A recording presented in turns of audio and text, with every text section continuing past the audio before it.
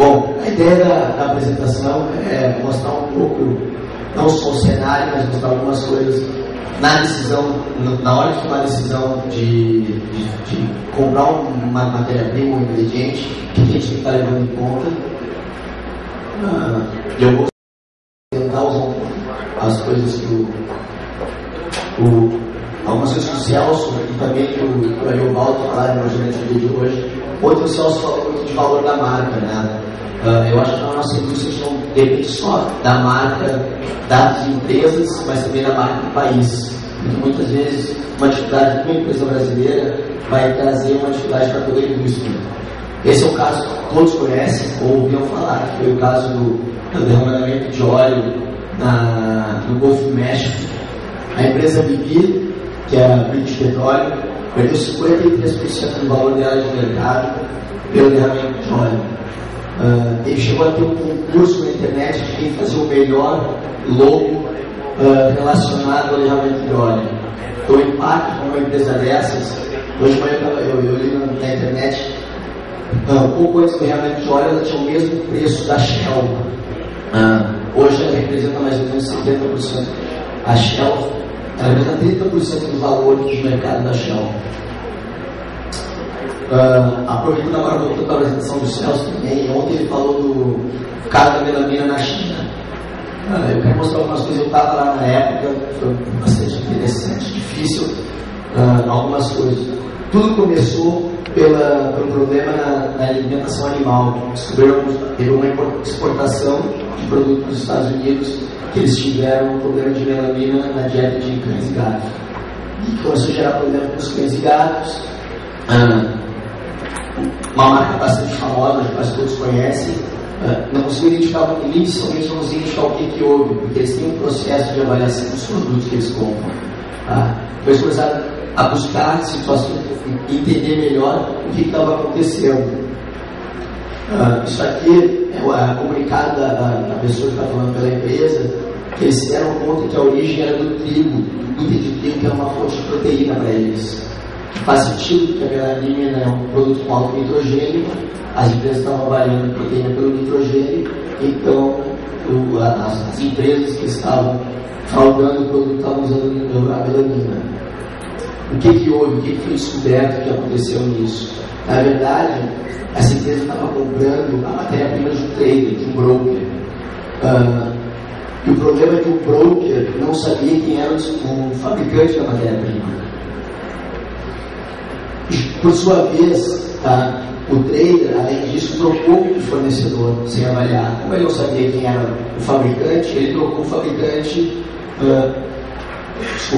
A empresa que estava comprando a matéria-prima comprava dos mesmos fabricantes. Porém, o seu fornecedor trocou o fabricante que ele estava comprando sem avisar. Então, caiu esse problema. Então, eles estavam comprando uma matéria-prima de um fornecedor irresponsável. O trader não conhecia o fabricante. Eu estou aqui para ajudar, acho que revendedores de matérias-primas, nem todos são responsáveis, não, até porque eu trabalho nessa área da empresa. Mas o importante é a gente entender quem são os fabricantes que a gente está comprando, entender o que essas pessoas estão fazendo para garantir que o produto tem uma qualidade de graça. E além disso, o que consigo a gente consegue ver dessa empresa que estava produzindo a ração dos animais é que ela tinha um processo de avaliação e de monitoramento dos fornecedores dela, pelo menos frágil. Isso gerou toda a história do God Melamine, que começou refletindo outros produtos da China também, que já não tem uma imagem muito boa de qualidade. Então começou a reduzir vendas de produtos chineses, não só de ração de cachorro, mas teve uma interferência muito grande.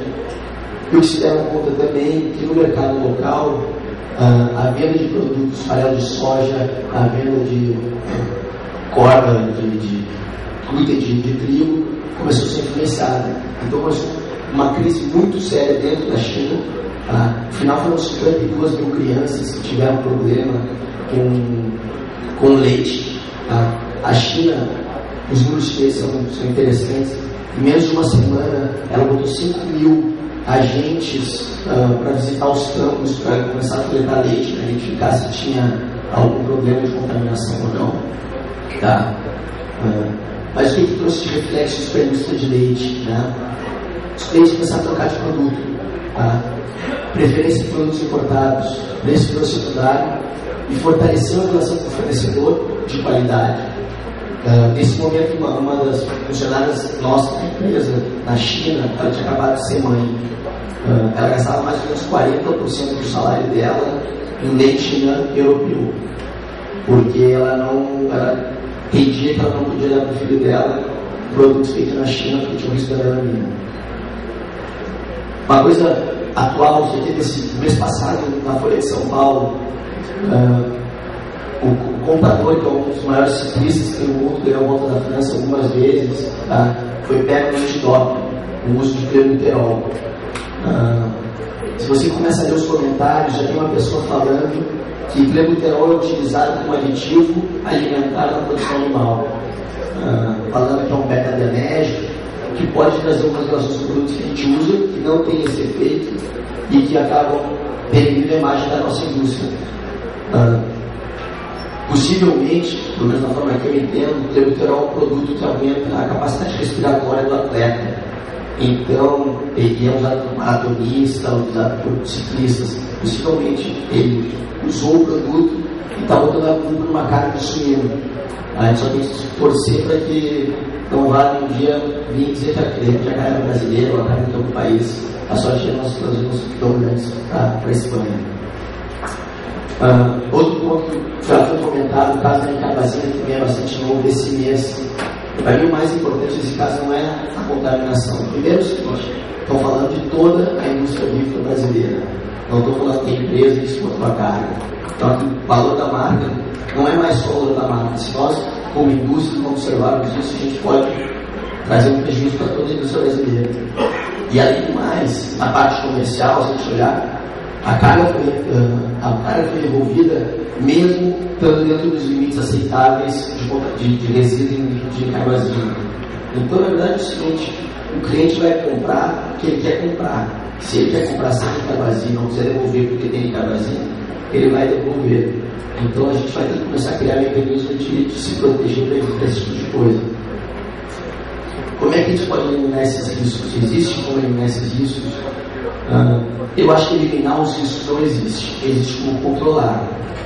A gente, na produção animal, quantos ingredientes a gente usa, de todas as fontes, de diversas origens, mas a gente vai ter que começar a entender melhor os ingredientes, por que a gente usa eles, avaliar os materiais que a gente está usando, avaliar os fornecedores e não só avaliar eles, mas monitorar eles. Eu posso ser no nosso caso, na China, a gente monitora todas as cargas que saem dos produtos que a gente compra lá. Não porque a gente não confia nos fornecedores que a gente auditou, mas por vários motivos. Um é para manter a qualidade que a gente entende que tem nos nossos produtos, para toda a rastreabilidade. Se nós tivermos um problema, a gente consegue voltar no lote do fornecedor. Isso é feito por uma empresa externa. Mas talvez o ponto mais importante disso é que o fornecedor sabe que nós fazemos isso. Ele sabe que a SGS, antes do produto embarcar em Xangai, vai coletar uma amostra. Então, ele sabe que se tiver um problema, a gente vai conseguir voltar atrás e identificar onde estava. Então, o nosso maior risco está nos nossos fornecedores. Não adianta, a gente não vai ter como mudar isso. Agora, temos alguns casos o Mário Paulo comentou muito de desconhecimento. Eu prefiro acreditar que é desconhecimento do que má fé. O caso da vitamina B12, as pessoas da Antônio já comentou várias vezes isso, mas eu acho que vale a pena reforçar isso. E eu que tenho trabalhado na América Latina, posso dizer que eu recebo pessoas me perguntando de vitamina B12, e eles não conseguem entender qual é a diferença da HPLC para UV, se existe diferença, por que o preço é quase 30%, 40%, 50% mais caro de uma para outra. Quando a gente olha para a vitamina, então, só para contar um pouco essa história, a vitamina B12 é a cianocobalamina. Isso é o que é a verdadeira vitamina B12. Quando você está produzindo, isso é um processo fermentativo. A vitamina B12 é feita por fermentação, propriamente parte dela. Você acaba gerando outras cobalaminas, como a hidroxicobalamina, meticobalamina, várias cobalaminas. Então, dependendo da metodologia que você usa, ela não consegue ser específica para a cianocobalamina. O único método, o melhor método seria o método microbiológico. Porém, esse método é caro e demora muito, então não consegue ser operacional. Você não consegue ficar testando a vitamina B12 todo em tempo de conseguir produzir, entregar, ação, produzir, você vai conseguir botar nos animais. Então, se conseguir identificar que o método por HPLC, ele é bastante específico, ou tem uma especificidade muito alta para o biológico. Então, ele consegue identificar somente a cianocobalamina. Porém, quando a gente vai para o método de UV, ele é específico, ele analisa todas as colaminas. Então, o que acontece? Você pode ter um produto que tenha 0,6% de cianocobalamina ou pode ter um produto 0,8% de cianocobalamina. A pessoa, o fabricante, não te garante, não dá uma garantia com relação à cianocobalamina, mas sim com relação à vitamina B12, as cobalaminas em geral. Então, muitas vezes você está comprando um produto mais caro, mais barato. Só para vocês terem uma ideia, esse aqui é uma análise do mesmo laboratório comparando então, o produto V, uma vitamina B12 UV, que seria 1%, quando foi analisado pelo HPLC, deu 0,6%, e quando foi analisado, deu 0,7% no microbiológico. Quando você analisou uma HPLC no UV, deu 1,4%, quase. 1,05%, 1,04% no microbiológico. É isso que nós estamos comprando. Quando você está comprando vitamina B12 1%, é essa que a gente está comprando.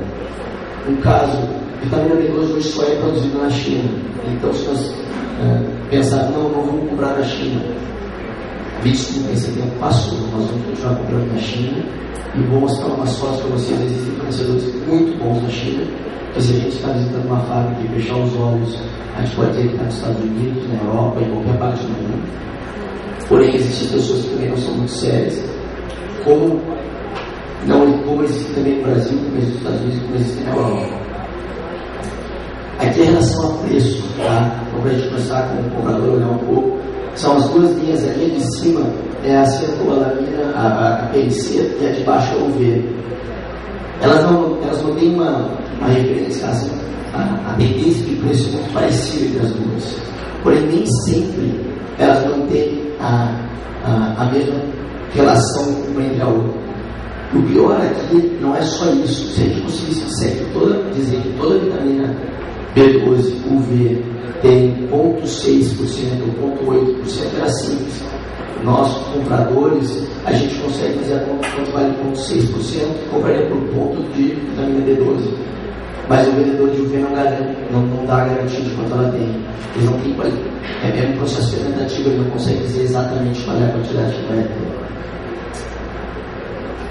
Outros produtos, tá? A gente tem muita discussão de aditivos não medicamentosos, principalmente.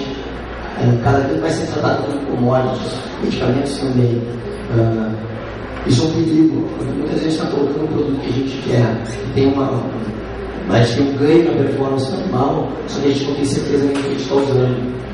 Então, alguns casos, só que são bastante discutidos, absorventes de toxina, teste in vitro, a gente está produzindo animal, teste in vitro não é. O teste in vitro é uma boa referência de produto funciona, mas ele não é 100% correto. Então, e outra coisa, para mim, mais importante, o preço de comprar um produto bom, um produto que tem uma certificação que funciona e que eu não tenho, a diferença é muito pequena, às vezes nem tem diferença. Então, a gente buscar um produto que está